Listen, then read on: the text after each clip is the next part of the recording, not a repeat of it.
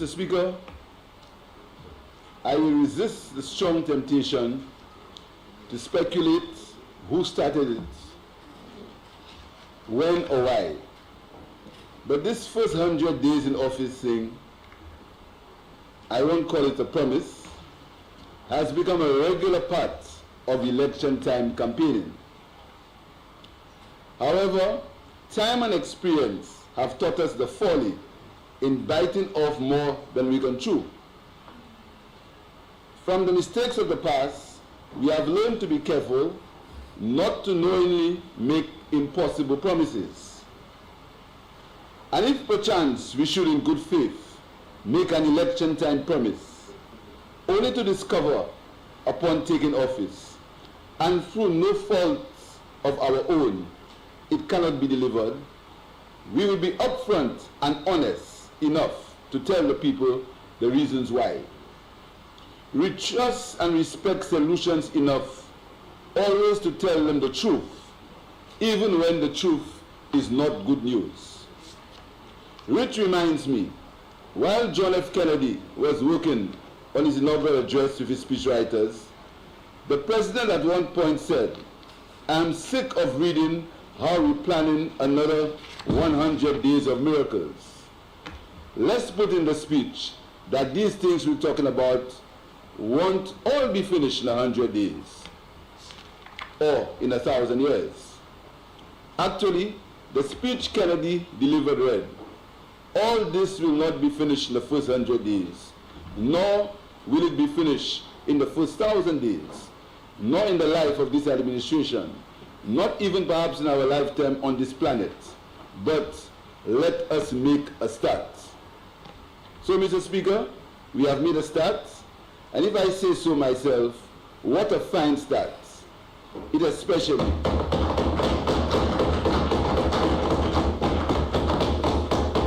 considering the unprecedented times we are living in and the unavoidable problems that this government and our people have inherited. The way we have started is a fine indication of where we are determined to be before this administration has reached the halfway mark of its first term. It also underscores our sworn commitment, regardless of circumstances, always to put the people of St. Lucia first. My government's first 100 days has been approached with a delicate mix of patience, stability, and honoring our commitments to the people of St. Lucia. We have been faithful to observing the rules by which our country is supposed to be governed, the Constitution. We have had the courage to be true to the Constitution and appointed a deputy speaker from our side.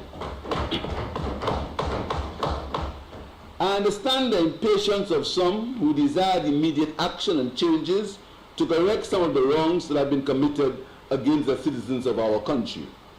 Necessary as some of these institutional changes are, there is need to follow process, lest we appear autocratic and emotionally driven in the exercise of our decision making. I am in possession of a draft bill that will lead to the appointment of a special prosecutor, which, when agreed to by Cabinet, will be tabled in Parliament for consideration by this Honourable House. The reckless financial management of our country during the last administration is worse than we had initially thought. Under the last administration, St. Lucia had been left on the edge of a financial cliff, which requires prudent financial management if we have to avoid falling into a financial abyss.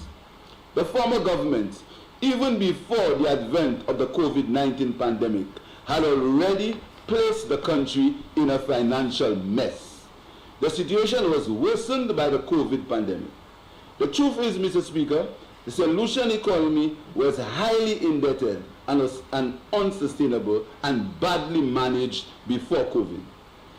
The economy of St. Lucia experienced a negative 23% decline, the highest in the region. St. Lucia borrowed the most in the Eastern Caribbean Monetary Authority and presently has the highest debt portfolio in the OECS Monetary Authority. Debt servicing, Mr. Speaker, accounts for 31% of total revenue. Mr. Speaker, allow me to briefly outline the state of the finances of our country when we elected to government in July 2021. The St. Lucia debt portfolio was as follows. Sovereign public debt, 3.923 billion. Local payables, 154 million. Design finance contracts for roads, 184.5 million to be repaid after 5 years. Other commitments not accounted for, like land acquisition due to landowners, 60 million. Amount due to the University of the West Indies, 27 million. Other balances due by ministries, example, the Ministry of Economic Development is indebted to work under the Constituency Development Program of 4.18 million, even if the grant allocation by the Taiwanese was provided to cover CDP payments. Mr. Speaker, the United Workers' Party government received 5 loans, totaling 323.8 million from 4 existing international creditors. As at July 31st, 2021, the former government had used 301 million, meaning that of the COVID borrowings, my government only benefited from $19 million of these loans. My government is only able to draw down on a $10 million loan from the Republic of Taiwan. We have found a situation where government expenses have to be financed from revenue, internal revenue, rollover financing, and bond financing, and treasury bills. For the last 3 months, and before the next budget cycle begins, we have no access to institutional lending as was available to the last government. The management of the effects of COVID-19, in particular the presence of the Delta variant, has compounded the challenges faced by my government. Fortunately, we have managed to stabilize in-country spread of the virus, and initial indicators are that we are doing a lot better. However, we must not drop our guard. We must remain vigilant by following the prescribed COVID-19 protocols to avoid any resurgence of the virus. I want to thank the first responders, the doctors and nurses, for the efforts in the COVID battle. We also urge citizens to get vaccinated in order to hasten the return to normal life in our beloved country, St. Lucia. Mr. Speaker, I want to move on to St. Jude Hospital. Mr. Speaker, it has been the solemn promise of my government to complete the St. Jude Hospital, which we continued to work on in 2011 when we elected back into office, until construction was stopped by the former government in an act of political retribution and selfish vindictiveness. Mr. Speaker, allow me to further update honourable members on the status of the St. Jude Hospital reconstruction project. Parliament will recall that I spoke to this issue on Tuesday, September 14, 2021. The review committee that I spoke of has completed its assignment and handed over the final reports. However, there are some critical findings of note which need to be reported to this Honourable House. The review committee estimates that the new hospital remains less than 30% complete, and it would be impractical to work on the hospital in the bottom floor while in the top floor while patients were housed on the bottom floor. Impractical. The St. Jude Hospital report status, dated July 29, 2021, and prepared by the National Authorization Officer, NAO, of the Ministry of Economic Development, has the expenditure on Phase 2 from commencement in February 2019 to July 2021 at EC 118.05 million. The status report states that an amount of 89.3 million has been paid to date and the remainder is still owed. In relation to the new hospital, the review committee found that there is no program for the completion of any part of phase 2 of the new hospital to facilitate the transfer of the operations from the George Odlum Stadium to the St. Jude Hospital into part or all of level 2 of the new hospital. It is clear, Mr. Speaker, that the United Workers' Party government failed in its duty to provide health care to the people of the South by not completing the St. Jude Hospital. The decision was deliberate, callous, and aimed at financially benefiting members of the administration and their friends. As we continue to aim at providing adequate health care to the people of St. Lucia, we will complete the construction of St. Jude Hospital Phase 1. In this regard, we will seek engagement of PAO to identify a senior level czar to coordinate and provide general oversight to the St. Jude Hospital reconstruction project. However, Mr. Speaker, we will seek to find out at the appropriate time if taxpayers' funds were used in a prudent and honest manner in the construction of the so-called new St. Jude Hospital. Honourable International Airport. The redevelopment of the Honourable International Airport has been a policy priority of the government of St. Lucia for more than a decade. Commencement and implementation of the HIA project has been impacted by political, economic, and financial factors, and more recently, a health pandemic. In August 2021, the Cabinet of Ministers of St. Lucia appointed a committee to review the HIA redevelopment project and to offer recommendations related to the project scope and financing arrangements with a view to identifying fiscal space for reallocation to other priority projects of the government. So the term of the appointment, though the term of the appointment is for 90 days from August 30, 2021, the committee submitted an interim report containing initial findings, critical issues which have been observed during the review, and urgent recommendations.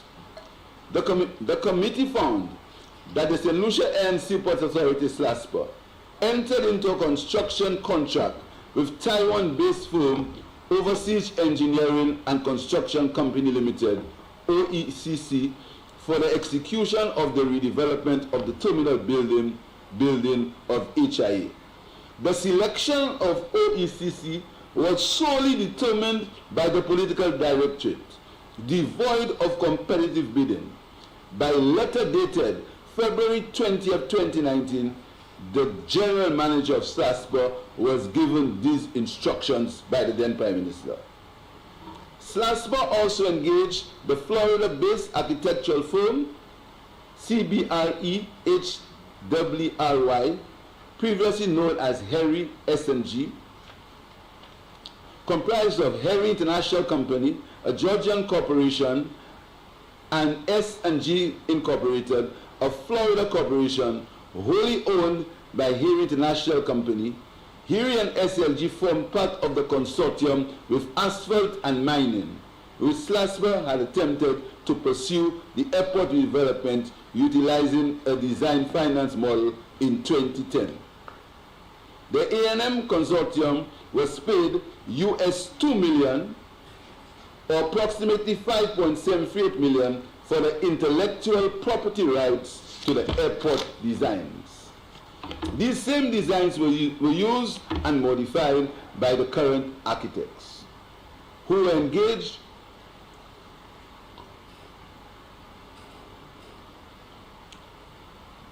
at a contract price of approximately $15.9 million or $42.9 million EC.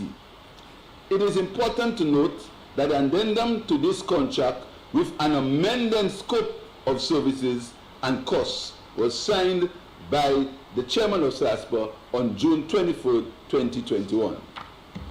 Executive Consulting and Management Services, ECMS, was retained by contract agreement dated July 19, 2018 to November 30, 2020 to provide the project coordinating services at a contract price of EC 2.08 million.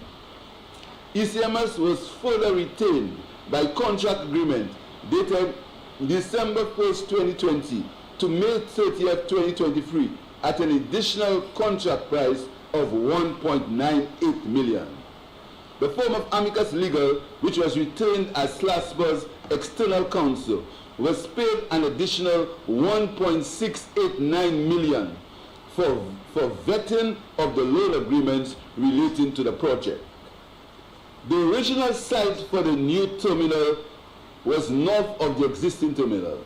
However, the existing project site is further northwest and appears to be premised on integration of the Desert Star Holding DSH racetrack and a new seaport development. The new terminal will therefore be accessible from the Larissus Road, thereby requiring road construction, which was outside the scope of the OECC. The project is expected to be executed in 5 packages. Foundation package, the shell plus the mechanical, electrical, plumbing, and fire protection, MEPF package, the interior package, the landslide package, and the airside package. The effective project start date was September 11, 2020, with a planned duration of 30 months. Construction commenced on November 23, 2020. Considering an initial budgeted project cost of US 175 million or EC 472.5 million, the then administration secured loan financing from the Exim Bank of Taiwan of US 100 million in 2018 and from a consortium of commercial banks of US 75 million in 2020. Additionally, the World Bank loan financing of US 45 million or EC 121.5 million was contracted in May 2020 for airfield projects. Separate and apart from the HIA terminal building and the World Bank component, there are enabling works and other master plan projects related to HIA. The full costing and financing information for those are not yet available to the committee. Consequently, the total cost to the government of the entire HIA capital improvement program remains unclear. Based on the information and documentation presented, the committee found some critical contractual and administrative issues, such as the absence of a peer review and structured project dossier for the project. The project was not comprehensively appraised at its commencement. The contract price for the project is not fixed and was based on preliminary rather than detailed designs. Sole source procurement was adopted rather than competitive procurement of architectural and engineering as well as contractor services. The prevailing administrative and contractual issues exposed SLASPA and the GOSL to significant risk, particularly project cost escalation. The expenditure to date is approximately 31.8 million or EC 85.86 million. In fact, the contractors claim that the likely cost overruns up to the shell phase of the project will be approximately 113.4 million. Under the rough order of magnitude scenarios, ROM, a continuation of the project under its current track can cause the project cost to range between US 220 million or 5% of GDP to US 245 million or 5.6% of GDP. A worsening of project execution from its current track can cause the project to end up costing approximately 400 million US dollars. 400 million US dollars, or 9.1% of GDP, a little more than double the initial ROM costing of US 1.75 million or 4% of GDP. The realization of any one of these scenarios can potentially push up the country's debt to GDP ratio. The project is behind schedule. The rate of project analysis indicates that the project is delayed by 9 months as of September 2021. Project delays are due to factors relating to the impact of COVID-19 and an ongoing impasse between CBR, HEERY and OECC on the Phase 2 Shell package.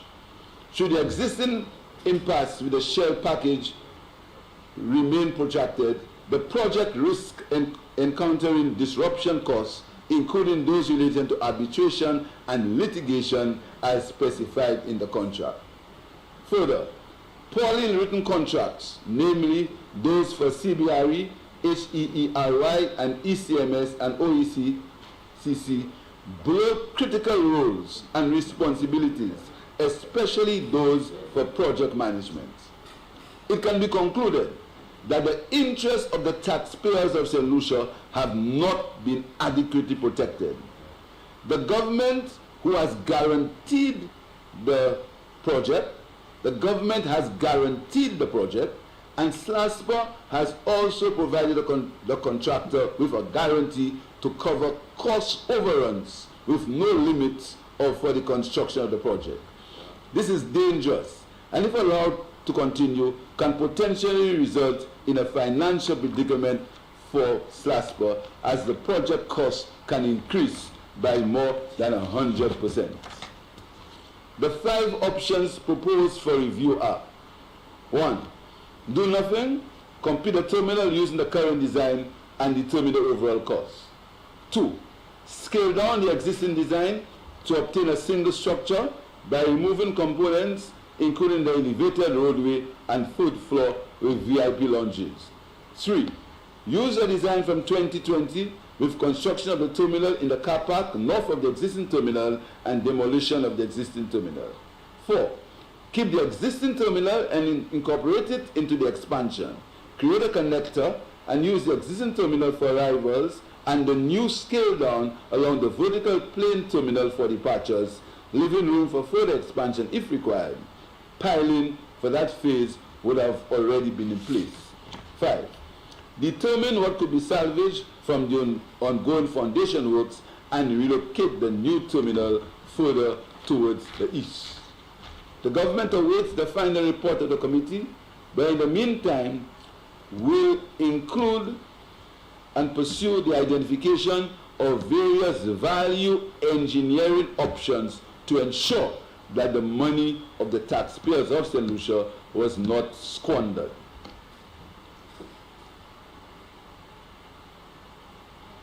Constitutional reform. Mr. Speaker, government is committed to constitutional reform. We have signaled our good governance intentions by the appointment of a Deputy Speaker.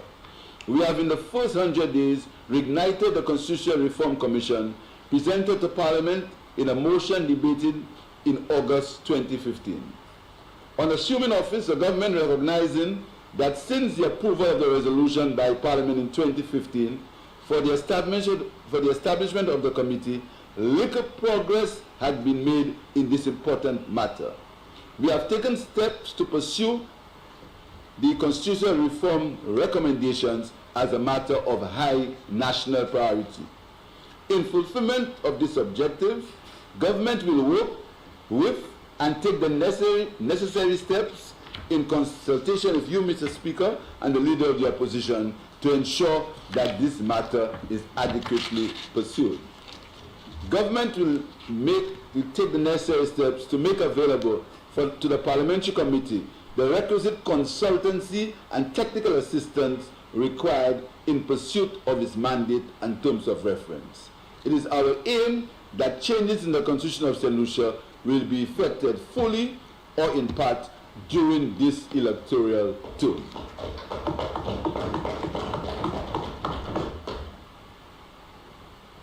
Mr. Speaker, during this 100 days, we have passed the following.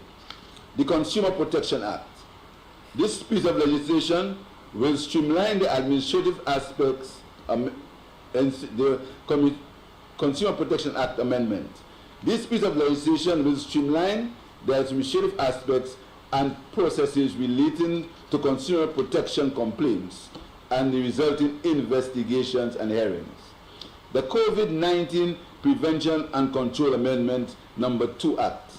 The Amendment Number 2 Act amended the COVID-19 Prevention and Control Act Number 9 of 2020. The aim of the act is to regulate the containment of the spread of COVID-19 in the interest of public safety, public order, and public health. It had been in force since 2nd October 2020.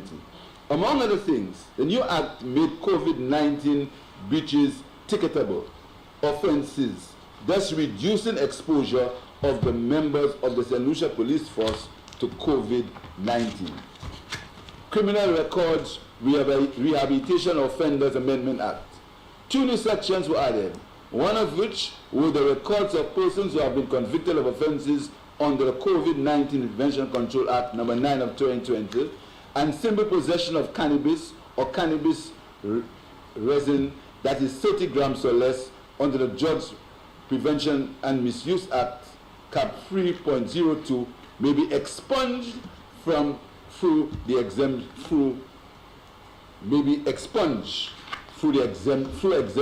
by the Minister. The Drugs Prevention of Misuse Amendment Act, Number 14 of 2021.